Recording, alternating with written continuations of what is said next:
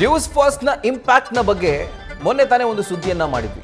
ಮೂಡ ನಿವೇಶನ ಹಂಚಿಕೆ ಏನಾಗಿತ್ತು 50-50 ಅನುಪಾತದಲ್ಲಿ ಆ ಒಂದು ಆದೇಶವನ್ನ ನಗರಾಭಿವೃದ್ಧಿ ಸಚಿವ ಯತೀಂದ್ರ ಸಿದ್ದರಾಮಯ್ಯನವರು ರದ್ದು ಮಾಡಿದ್ರು ಅಂತ. ಆದರೆ ಈಗ ಎಲ್ಲೋ ಒಂದು ಕಡೆ ಈ ಒಂದು ರದ್ದತಿಯಿಂದಾಗಿ, ಈ ಆದೇಶದಿಂದಾಗಿ ಒಂದೇ ಕಲ್ಲಲ್ಲಿ 3 ಹಕ್ಕಿಯನ್ನ ಹೊಡೆದ್ರ ಸಚಿವ ಯತೀಂದ್ರ ಸಿದ್ದರಾಮಯ್ಯ ಅನ್ನುವಂಥ ಪ್ರಶ್ನೆ ಮೂಡ್ತಾ ಇದೆ. ಮೈಸೂರಿನ ಮೂಡಾದಲ್ಲಿ 50-50 ಅನುಪಾತದಲ್ಲಿ 1100 ಸೈಟ್ಗಳು ಹಂಚಿಕೆಯಾಗಿತ್ತು. ಆ ಹಂಚಿಕೆಯನ್ನ, ಆ ಆದೇಶವನ್ನ ನಗರಾಭಿವೃದ್ಧಿ ಸಚಿವ ಯತೀಂದ್ರ ಸಿದ್ದರಾಮಯ್ಯ ರದ್ದು ಮಾಡಿದ್ರು. ಸೈಟನ್ನ ವಾಪಸ್ ಪಡೆದಿದ್ದಕ್ಕೆ ಹಾಗಿದ್ರೆ ಇವರು ಪ್ರತೀಕಾರ ತೀರಿಸಿಕೊಂಡ್ರ? ನಿಮಗೆ ನೆನಪಿರಬಹುದು, ಸಿದ್ದರಾಮಯ್ಯನವರ ಪತ್ನಿ ಪಾರ್ವತಿ ಸಿದ್ದರಾಮಯ್ಯನವರ ಹೆಸರಿನಲ್ಲಿ 14 ಸೈಟನ್ನು ಮಂಜೂರು ಮಾಡಲಾಗಿತ್ತು ಮೂಡಾದಿಂದ.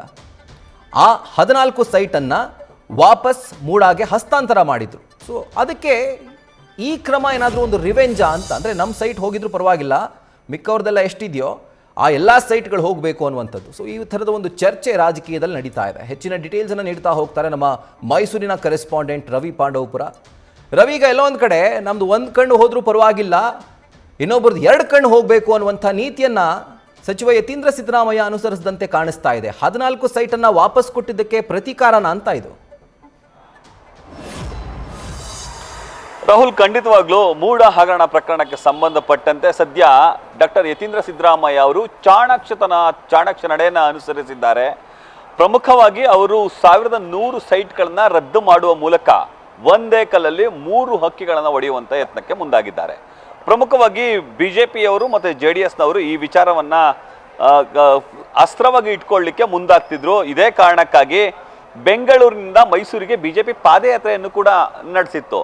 ಹೀಗಾಗಿ ಈ ಒಂದು ವಿಚಾರಕ್ಕೆ ಸಂಬಂಧಪಟ್ಟಂತೆ 1100 ಸೈಟ್ಗಳನ್ನ ಏಕಾಏಕಿ ರದ್ದತಿ ಮಾಡುವ ಮೂಲಕ JDS ಹಾಗೂ ಬಿಜೆಪಿ ನಾಯಕರುಗಳಿಗೆ ಟಕ್ಕರ್ನ ಕೊಟ್ಟಿದ್ದಾರೆ. ಜೊತೆಗೆ ಸ್ವಪಕ್ಷದ ನಾಯಕರಿಗೂ ಕೂಡ ಒಂದು ಟಾಂಗ್ ಅನ್ನು ಕೊಡುವಂತ ಕೆಲಸಕ್ಕೂ ಮುಂದಾಗಿದ್ದಾರೆ. ಯಾಕೆ ಟಾಂಗ್ ಅಂತ ಈ ಪದನ ಬಳಸ್ತೀನಿ ಅಂತ ಅಂದ್ರೆ, ಈ ಒಂದು ಮೂಡ 50-50 ಹಗರಣದಲ್ಲಿ ಅಥವಾ ಈ ಒಂದು ಸೈಟ್ ಹಗರಣದಲ್ಲಿ ಅತಿ ಹೆಚ್ಚು ಸಿಂಹಪಾಲಿರೋದು JDS ಹಾಗೂ ಬಿಜೆಪಿ ನಾಯಕರದು ಅನ್ನೋ ಮಾತು ಮೈಸೂರು ಭಾಗದಲ್ಲಿ ಜನಜನಿತ ಹಾಗೂ ಹೆಚ್ಚು ಚರ್ಚೆಗೆ ಕಾರಣ ಆಗ್ತಿದೆ. ಯಾಕಂದ್ರೆ JDS ಹಾಗೂ ಬಿಜೆಪಿಯ ನಾಯಕರೇ ಹೆಚ್ಚು ಸೈಟ್ಗಳನ್ನ ಹೊಂದಿದ್ದಾರೆ ಅಂತ ಹೇಳಿ.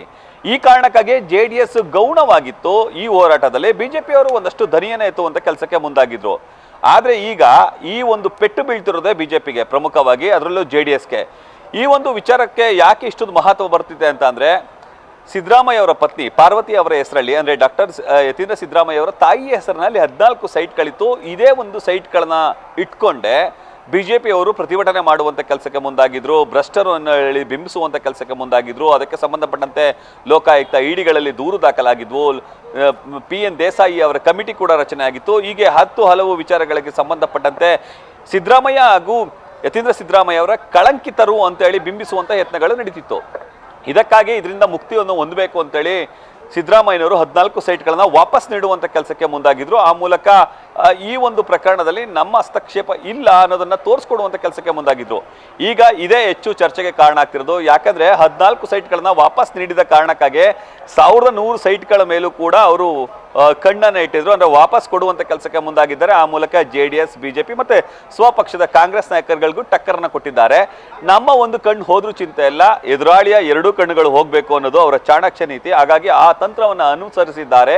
ಈ ಒಂದು ವಿಚಾರದಲ್ಲಿ 14 ಸೈಟ್ ಹೋಗಿದ್ದಕ್ಕೆ ಈ ರೀತಿ ರದ್ದು ಮಾಡುವಂತ ಕೆಲಸಕ್ಕೆ ಮುಂದಾಗಿದ್ದಾರೆ ಅನ್ನೋ ಚರ್ಚೆಗಳು ಸಾಕಷ್ಟು ಈಗ ಮೈಸೂರು ಭಾಗದಲ್ಲಿ ಜನಜನಿತ ಆಗ್ತಿದೆ. Rahul. Right Ravi, thank you ಡೀಟೇಲ್ಸ್ಗೆ.